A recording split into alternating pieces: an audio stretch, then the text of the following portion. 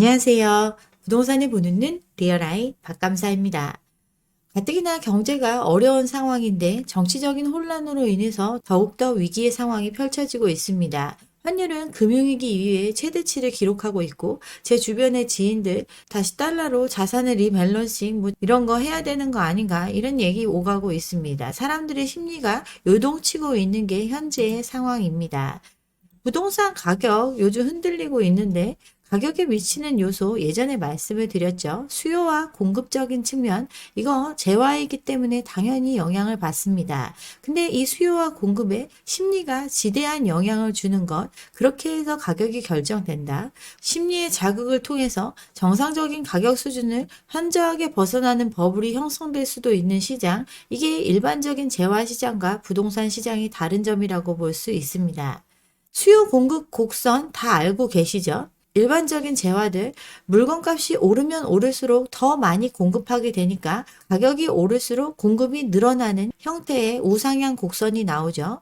수요 같은 경우는 비싸면 살 수 있는 사람이 현저히 줄어드니까 가격이 오를수록 수요는 줄어들게 됩니다. 일반적인 시장 새우깡 같은 거죠. 1,000원 하면 사 먹을 사람이 3천만 명인데 새우깡 한 봉지에 10억이다. 농심 같은 경우 10억짜리 새우깡 많이 만들어내고 싶죠. 그렇지만 그 가격에 사람들이 사주지 않으니까 손해를 보지 않는 수준에서 사람들이 살 수 있는 가격에 적정량을 공급하고 수요를 유지시키며 그 재화의 가격을 유지해 갑니다. 근데 부동산 같은 경우는 수요와 공급의 입장이 왔다 갔다 하죠. 가게는 수요자이기도 하고 공급자이기도 하기 때문에 일반적인 재화시장에서 보이는 수요 공급 곡선과 딱 맞아떨어지지 않습니다. 먼저 가격이 더 오를 걸로 기대하면 수요에 더 많이 참여하는 사람들이 생겨나죠. 그래서 정상적인 시장에서 참여할 수 있는 사람보다 수요가 올라가는 현상 벌어집니다. 그렇게 되면 가격도 따라 오르게 되죠.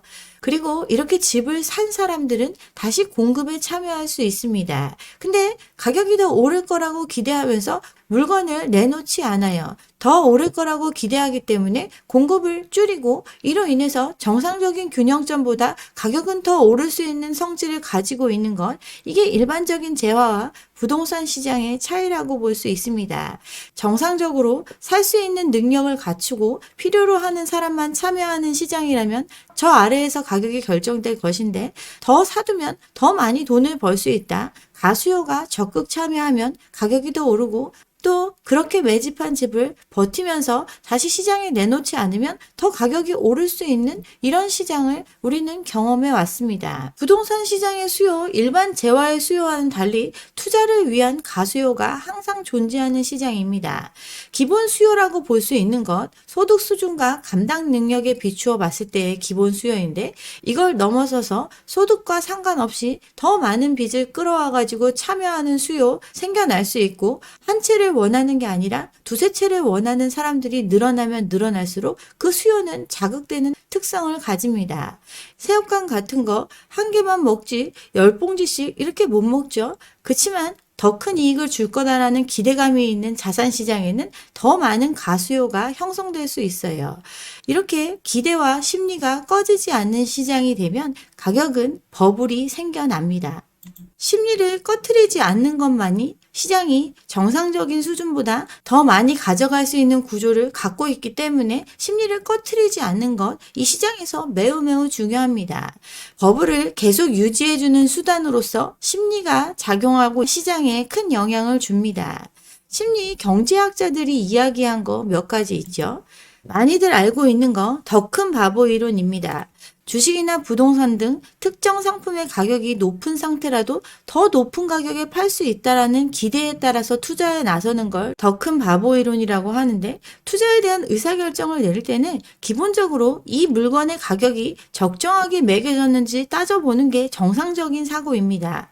그렇지만 투기적인 시장에서는 지금보다 더 높은 가격에 되팔 수 있는지 없는지 이것만 생각하는 사람이 많아지게 되고 나도 비싸게 사서 바보일 수 있지만 나보다 더 비싸게 사갈 더 큰 바보가 있다는 확신이 있으면 이 시장의 가격은 계속해서 정당화될 수 있고 폭탄 돌리기에 다를 바 없다라는 것 이게 더 큰 바보 이론이에요.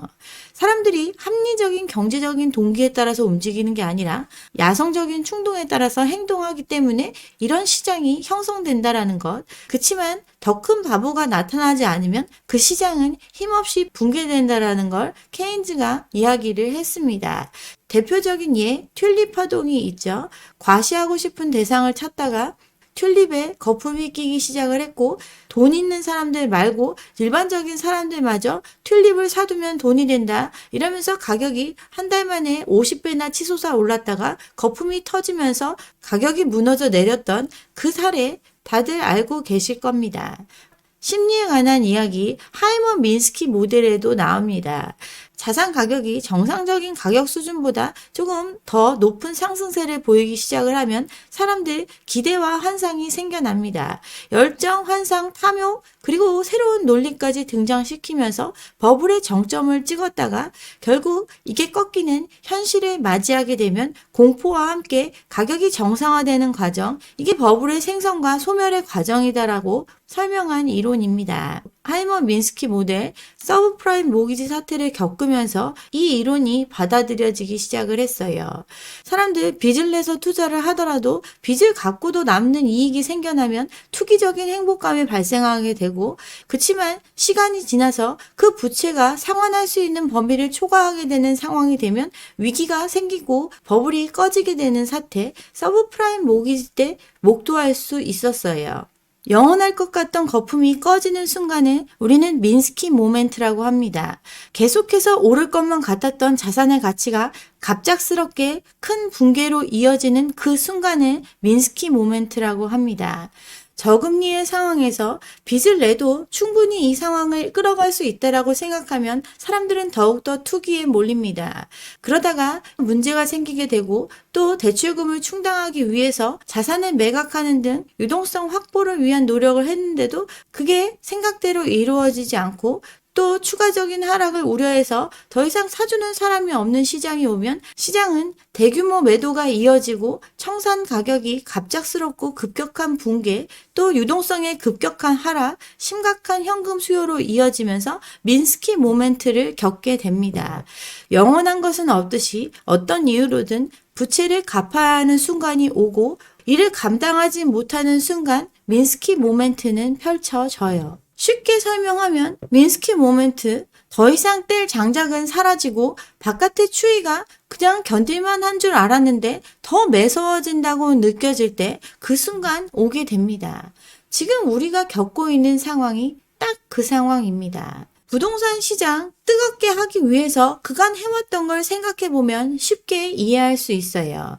시장에 들어올 수 있는 유동성 한계가 있죠. 사람들의 소득에 기대서 유동성을 창출해내는 것이라고 했고 더 이상 빚내서 사줄 수 있는 수요가 사라지게 되면 시장은 꺾일 수밖에 없습니다. 경기 회복을 위해서 빚내서 집사라를 했죠. 사람들 불황을 겪었고 시장에 대한 기대치가 없어서 참여하지 않고 있었던 시장인데 빚내서 집사라라는 정책을 통해서 가계빚 급증시키면서 시장에 떼올 수 있는 땔감들을 다 태웠습니다. 가계빚은 그 사이 1000조에서 1600조로 늘어날 정도로 빚이 급증을 했죠. 더 이상 정상적으로 뗄 수 있는 땔감은 사라졌습니다. 그래서 가격이 조정되는 시점 왔었는데 주춤하니까 이제 불이 꺼질까봐 잔가지까지 모아서 태우기 시작을 했어요. 아직 덜 자라서 땔감으로 쓸 수 없는 미래 수요, 젊은 사람들의 심리 자극이 됐고 지금 무리하지 않으면 벼락거지가 될 수밖에 없다. 이런 심리가 조장되면서 또다시 가계빚은 급증하고 불씨를 살렸습니다. 근데 이마저도 끝이 났죠. 그리고 나니까 이 집에 외부의 침입을 막아주려고 설치된 안전한 울타리마저 땔감으로 사용을 했습니다. 최후의 보루 정부가 정책을 통해서 또다시 시장의 유동성을 지원을 했죠. 이로 인해 돈 좀 번다는 사람들 또한 빚을 더 늘려가며 이 시장에 뛰어들었고 이렇게 모두 다 태우고 나서 더 이상 뗄 것이 없는 상황이 오니 시장은 빠르게 식어가고 있습니다. 이렇게 할 수 있었던 이유 외부의 환경이 그렇게 춥지 않았기 때문이죠. 저금리에 다른 나라들도 코로나를 겪으면서 다 힘드니까 돈 풀기 하고 뭐 이러니까 끌어들일 수 있는 모든 유동성 그냥 부동산에 쏟아붓습니다. 그렇지만 이제 그런 시대가 아니고 더 태울 장작이 없는 상황이 되니 불은 꺼지게 됐어요. 이미 우리보다 먼저 불 꺼진 시장을 맞이한 나라들, 일본과 중국이 있죠. 일본 같은 경우 90년대 버블의 정점을 경험했고 이걸 회복하는데 30년이라는 시간을 허비했습니다. 지금 1인당 GDP 우리나라에서 밀린 정도죠. 시장을 살린다고 돈 푸는 정책, 마이너스 금리 이런 거 해왔기 때문에 엔화 가치 떨어졌습니다. 성장의 동력이라고 할 수 있는 젊은 세대의 희망이 없고 나라는 늙어가고 성장성과 노동 생산력이 살아나지 않으니 버블의 대가를 치르는데 이렇게 오랜 시간이 걸리고 있습니다. 실질 임금 30년 동안 정체돼 있고 떨어지는 엔화 가치 때문에 수입품 가격은 올라가서 삶의 질은 떨어지고 거품 경제의 대가를 현재까지 치르고 있는 것 일본의 현실입니다.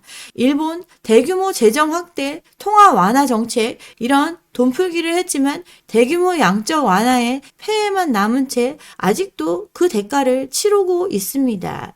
중국도 우리나라만큼 부동산에 미쳐 있었는데 이 부동산으로 인한 경기 침체 계속되고 있습니다. 집을 짓기만 하면 팔리던 거 중국도 마찬가지였죠. 사람들이 많이 원하니까 계속해서 공급을 했고 공급은 계속되는데 가격은 떨어지니 이 부동산 시장의 침체가 중국 경제의 발목을 잡고 있습니다. 판매되지 못하고 남아있는 재고주택, 정부가 사주려고 해도 그 규모가 어마어마하죠. 거의 3,000조에 이르는 주택, GDP 대비해서 12%에 달하는 규모 사줄 수도 없고 그 집을 진 회사들 지금 다 돈줄이 말라 여러 개 망해가고 있습니다. 시장의 안정, 또 가격 하락 방지를 위해서 금리도 낮춰주고 대출해 줄 테니까 집 사라고 하지만 경기가 꺼지면서 소득은 줄어들고 있으니 집 살 생각 하지 못하고 있고 시장의 회복 굉장히 요원한 상태입니다. 21년도 헝다 사태에서 촉발된 부동산 위기 계속 이어지고 있고 최근에 상위권 건설업체마저 디폴트 상황에 내몰리고 있죠. 빚은 쌓여 있는데 매출은 떨어지고 여기에 정부가 각종 지원을 하고 있지만 근본적인 문제, 이 시장의 물건을 사줄 사람들 돈이 없다는 데 있습니다. 일본 비실비실하고 중국의 침체, 우리나라에 큰 영향을 주고 있습니다. 또 미국의 트럼프 2.0 시대, 아직 끝나지 않은 수많은 전쟁들, 이로 인한 거시경제 상황 매우 안 좋아요. 즉 그동안 있는 것 없는 것 다 모아서 땔감을 태우고 더 이상 불을 지필 수 없는 시장에 바깥의 추위마저 매서워진 상황이라고 볼 수 있습니다. 혹독한 겨울 앞에 있으니 더욱더 추위가 크게 느껴지는 현실입니다. 가장 보여지는 건 바로 환율이죠. 10월에 1,300원 하던 원달러 환율 지금 12월 말인데 1,480원을 찍었습니다. 2달, 3달도 안 돼서 14%나 올라갔어요. 정치적인 불확실성까지 더해지면서 지금 환율 금융위기 이후 최고 수준을 보이고 있습니다. 미국이 빠른 속도로 금리 인하책을 펼 걸로 기대했었던 시장, 미국의 인플레이션 또 여러 가지 상황 때문에 다시 금리가 상승할 걸로 예상되고 있으니 강달러는 계속되고 있는데 우리의 내부적인 문제로 인해서 더더욱 원화는 절하되고 있습니다. 환율 아직 괜찮다 이런 얘기 하는 사람들 있었지만 지금 이 불안정성을 없애지 않으면 1,500원 넘어갈 거다라는 얘기 이제 많이 나오고 있습니다. 계엄 사태 이후에 대통령 탄핵 절차 진행되고 있는데 이 권한 대행을 다시 탄핵하는 사태가 벌어지면서 정치권의 불확실성이 환율에 영향을 주고 있습니다. 트럼프 2기 행정부 출범에 따른 대외 리스크로 인해서 달러 강세가 지속되고 있고 또 우리나라 성장성에 대한 의구심, 국내 경기 부진의 우려, 또 정치적인 불안까지 합세하면서 원화 약세 계속되고 있고 정치적인 리스크로 인해서 더 빠른 속도로 환율은 올라가고 있습니다. 지금 벌어지고 있는 일, 정치의 문제가 아니라 경제의 문제고 우리나라 생존이 걸려있는 중차대한 문제입니다. 이런 시점에 정치권들 자기들 이익에 맞춰서 움직이고 있어요. 현재 3명을 임명해야 되는데 2명이 4월에 임기가 만료됩니다. 안 뽑으면 지금 사태를 촉발한 탄핵에 대한 부분 심판 진행 여부가 불투명한 상황인데 이걸 합의하자고 하니 합의가 안 됩니다. 시간을 끌면 끌수록 정치적인 불확실성은 커질 수밖에 없죠. 지금 우리는 우리나라를 대표할 사람이 부재한 상태입니다. 대표를 뽑아야 이 불확실성이 사라지는데 그 절차와 시간이 길어지고 있는 상태입니다. 대체 뭐가 중요하죠? 대행을 탄핵시키고 그 다음에 또 탄핵시키고 또 탄핵시키겠다. 이유가 어쨌든 무정부 상태나 다름없는 상황으로 가는 것, 잘못한 사람을 내보내고 정상적인 사람을 세워야 하는 이 중차대한 시점에 정치 프레임에 갇힐 수밖에 없는 구조로 정치권들 서로 남 탓하면서 시장을 망가뜨리고 있습니다. 원래 시장이 안고 있었던 문제들은 계속해서 터져나오고 있죠. 요번에 2개의 저축은행 경영 개선 권고 받았습니다. 이거 곧 망할 수도 있다라는 뜻입니다. 부동산 PF 정상화 과정에서 건전성이 악화됐고 이 건전성 지표를 개선하기 위한 조치를 하라고 금융당국이 얘기한 거죠. 하는 방법, 부실자산 처분하고 자본금 늘리고 이렇게 해서 건전성을 회복하라는 건데 부실자산 팔려야 처분을 하죠. 자본금 증액, 누군가 돈을 빌려주고 누군가 돈을 쏟아부어줘야 가능한 일입니다. 이들 고정이하 여신 비율 25%, 16%에 달합니다. 이미 빌려준 돈 받기 글른 상태고 부실 쌓여가고 있는데 이걸 해결하지 않으면 망하는 것 수순입니다. 이 얘기 나오고 바로 또 다른 저축은행 나오고 있죠. 상상인 저축은행 이건 누가 사겠다고 하고는 있지만 가격이 문제입니다. 충당금 건전성 문제 지금 예전보다 더 악화된 상태니까 가격에 대한 협상이 또 필요하겠죠. 어쨌든 그동안 계속해서 얘기해왔던 PF 문제 해결된 게 없고 그 부실은 이연되고 더 커진 상태로 계속 쌓여가고 있는데 그 충격이 하나둘씩 드러나고 있는 게 현재의 상황입니다. 연체 2금융권뿐 아니라 1금융권도 계속 늘어나고 있고 이 부실은 사람들이 갚아야 해결이 되는데 사람들 빚 갚을 능력이 없습니다. 설 전에 저축은행 한 10개 정도 정리될 거다라는 얘기도 금융권에서 돌고 있습니다. 또 제가 얼마 전에 저축은행 관계자 만났는데 지금까지 잘 나갔던 PF 다뤘던 사람들인데 성과금 토해내고 지금 잘리고 팀 해체되고 이렇게 PF 부실로 인한 그 결과물들이 계속해서 시장에서 터져나오고 있는 상황입니다. 계속 얘기해왔던 한계 상황의 문제 끌고 가다가 터지고 있는 이거 지금과 같은 절체절명의 상황에서 더 빠르게 터져나오고 있습니다. 투자의 대가 워런 버핏, 즉 현금 보유량 역대 최대치를 보유하고 있습니다. 34년 만에 최다 수준으로 현금을 끌어모으고 있어요. 이유는 증시가 과도하게 고평가됐다라고 판단하고 있기 때문에 이렇게 차익 실현해서 현금을 안고 있습니다. 이분이 한 굉장히 유명한 얘기 있죠. 물이 빠지면 누가 발가벗고 수영하고 있었는지 알 수 있다고 하는데 지금 수영장에 물이 빠지고 있습니다. 물은 빠지고 있고 이미 벗고 있는 우리의 현실이 적나라하게 드러나고 있습니다. 집값 오늘이 가장 싸다 그렇게 울부짖었지만 돈 없고 사줄 사람 없는 가격에도 그게 진짜라고 믿고 있었지만 그 가격에 사주지 않으니 이제 하락세를 보이고 있습니다. 하이먼 민스키 모델 제가 아까 보여드렸죠. 끊임없는 탐욕과 기대감으로 가격은 정점을 찍고 또 현금 부자 많다, 오를 곳은 오르다, 각종 호재로 여기는 절대 떨어지지 않는다. 그렇게 고점을 찍고 떨어졌다가 잠깐 반등했다가 지금 공포감에 타 매물을 쏟아내고 있는 현실 꼭 일치합니다.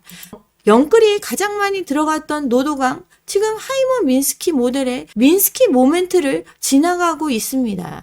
영끌, 사람들이 감당할 수 없는 수준의 빚을 지고 집을 산 형태를 의미하는데, 그렇게 했던 사람들 지금 다 강제 매매에 내몰리고 있죠. 경매 넘어간 부동산 11년 만에 최다치를 기록하고 있어요. 2013년 이후에 가장 많은 물건 13만 건 가까이가 경매에 처해졌습니다. 빚을 못 갚으니 집을 강제로 팔아서라도 이 빚을 갚아야 하는 이 상황에 내몰려 있습니다. 강남은 건재하다. 이 강남의 아파트 경매로 내몰리고 있는데 낙찰은 안 됩니다. 절반 정도 낙찰이 되는데 낙찰가율도 떨어지고 있죠. 잠실의 대장 아파트, 이거 전용 119짜리 몇십억 하죠. 이 몇십억 사줄 사람 많다고 했지만 지난 경매에 응찰자 단 한 명도 없었습니다. 그나마 낙찰되는 거 손실을 최소화하기 위해서 울며 겨자 먹기로 세입자들이 사주는 것, 이런 것 많습니다. 집 여러 채 갖고 있고 부자라고 생각했지만 정작 정리해보면 자기 돈 찔끔에 나머지는 다 남의 돈입니다. 그 남의 돈을 갚지 못하고 그냥 나자빠지니까 그 돈 빌려준 사람들이 손실을 보고서라도 그 물건을 떠안고 있는 것, 바로 셀프 경매인데 이거 10년 내 최다를 기록하고 있습니다. 수도권 전체 셀프 낙찰의 60%가 서울에 몰려 있습니다. 돈 많은 사람 많다. 그렇게 울부짖었지만 그거 기대하면서 빚진 사람들 지금 빚 못 갚고 있습니다. 돈을 못 갚는 서민 역대 최다치를 기록하고 있죠. 채무조정 신청 인원 18만 명에 육박합니다. 빚 갚기 어려운 사람들이 상환 기간을 연장해 달라거나 채무를 좀 줄여 달라거나 이자를 좀 깎아 달라거나 이렇게 조정을 요청한 사람이 18만 명에 이릅니다. 20년, 22년도만 해도 12만 명, 13만 명 이 정도 됐었는데 작년에만 18만 명대로 급증하고 있는 것, 빚을 감당하지 못하는 사람들 늘어나고 있음을 뜻합니다. 개인도 역대 최다, 법인은 이미 최다입니다. 올해 법인 파산 건수 1,500건이 넘어가면서 가장 높은 수치를 기록할 정도로 개인이든 기업이든 돈을 빌린 사람들, 빚을 감당하지 못하는 사람들 최대로 늘어났습니다. 사줄 사람 많다, 돈 있는 사람 많다, 능력 있는 사람 많다. 실상은 빚을 못 갚고 있고 연체하고 있고 내몰리고 있습니다. 파산 18만 명, 이 수치 어마어마한 겁니다. 정부가 그동안 코로나 겪으면서 유예해 줬죠. 그리고 채권 추심에 관련돼서도 예전에는 카페 동원해서라도 빚 갚으라고 하고 막 이렇게 했었는데 이것도 요즘 안 합니다. 이자 20% 이자 제한법 걸려 있죠. 그럼에도 불구하고 빚 못 갚아서 이런 상황에 내몰린 사람 18만 명이라는 거, 과거와 비교하면 숨겨진 숫자가 훨씬 더 많을 수 있습니다. 보통 이런 파산 회생 신청하는 사람들 빚 독촉에 시달리다 못해서 주로 들어오는 건데, 그런 독촉이 훨씬 완화된 환경에서도 훨씬 많은 사람들이 빚을 깎아달라고 요청하고 있는 것, 그만큼 심각한 상황임을 뜻합니다. 기업들도 앞으로 갚아야 할 빚의 무게에 지금 짓눌리고 있죠. SK, 롯데, LG 상반기에만 14조 원을 갚아야 합니다. 이거 갚거나 아니면 시장에서 다시 조달해야 되는데 돈이 없습니다. 정치적인 불안감 아직 해소되지 않은 상태이기 때문에 투심이 위축되어 있고, 지금 전기료 깎아주고 망한 사업장들 사주고 이런 거 할 돈이 없으니 정부도 채권 발행 51조나 예정하고 있습니다. 이런 상황에서 더 신용 좋은 정부가 돈 다 빨아들일까봐 회사들 덜덜 떨고 있어요. 매달 상환해야 되는 회사채 8조에서 9조, 조달금리는 뛰고 이거 그나마 회사채 안 팔리면 차환할 방법이 없으니 긴장감이 커지고 있습니다. 환율은 치솟아 오르는데 외채도 늘어났죠. 대외 채무 3분기 기준에서 7천억 불 이상 있습니다. 당장 1년 안에 갚아야 하는 단기 외채 비중은 더 늘어났는데 환율은 올라가는데 달러 구해서 이 외채 갚아야 하는 위기 정부도 가지고 있고 기업들, 은행들도 가지고 있습니다. 이게 끝이 아니죠. 지방 PF 부실 문제로 건설사들 하루가 멀다하게 망해가고 있고 지금 이자도 못 갚는 기업들 폭증하고 있습니다. 환율 이런 거 생각하면 기름값 다른 나라는 안정되게 느낄지 모르지만 우리 입장에서는 원유 최고가에 사오는 수준으로 위험한 상황입니다. 환율 이 모양이니 원자재가 폭등 예정이죠. 사람들 쓸 돈이 있어야 내수가 살아나는데 빚이 잔뜩이니 내수는 침체되고 구조조정 예상되고 있고 성장률 1%대 간신히 넘길 이런 입장에 처해 있습니다. 물이 빠져가지고 팬티 안 입은 모습이 식별 가능한 상태까지 왔어요. 우린 지금 민스키 모멘트에 왔습니다. 성장은 안 되고 물가는 오르는 극심한 스태그플레이션 상황, 정치적 상황 때문에 환율이 안정되기 어렵고 더욱더 장기화될 겁니다. 유동성도 말라버렸고 심리는 더더욱 얼어붙고 있습니다. 내가 바보였을지언정 더 큰 바보가 있다고 믿었던 시장, 이제 더 큰 바보는 사라졌고 재정 파탄만 남아 있습니다. 걱정하고 위험하다, 우리가 예상했던 일들 도대체 언제 벌어지나 했지만 이제 현실로 왔어요. 아직도 괜찮다고 생각하면서 위험 불감증에 걸린 사람들, 여전히 위험하다는 길을 계속 가고 있지만 전혀 괜찮지 않습니다. 지금 정치 싸움에 피 같은 외환 보유고 녹여가면서 환율을 방어하고 있지만 1,500원이 눈앞에 있습니다. 여야가 합의해서 아무리 빨리 가도 해결하는데 3개월, 6개월, 그 사이 기업들은 죽어나가죠. 빚의 무게에 짓눌리고 있는 수많은 경제 기반들, 이 위기를 극복할 구심점은 지금 없습니다. 최근에 오징어 게임 나왔죠. 오징어 게임 보면 제가 다 보지를 못했는데 탈락한 사람의 목숨값이 쌓여서 상금이 됩니다. 옆에 사람이 죽어도 다 뱃속만 채우면 된다. 이런 철학이 부재한 시대에 우리 지금 살아가고 있습니다. 이런 위기의 상황인데 외부 환경은 더욱더 혹독해지고 있습니다. 트럼프 예측 불가능하죠. 시진핑, 푸틴, 강하고 자기 나라밖에 모르는 이런 틈바구니에서 우리는 구심점을 잃은 채 당분간 불확실성의 시대를 살아야 합니다. 이 시기 현금을 지키는 것, 특히 빚을 내지 않는 것, 그것만큼 중요한 게 없는 그런 상황입니다. 네, 여기까지 오늘 준비한 내용이고요. 오늘 제 영상이 좋았다면 좋아요와 구독 잊지 마시고 다음 영상도 함께 해주시기 바랍니다. 감사합니다.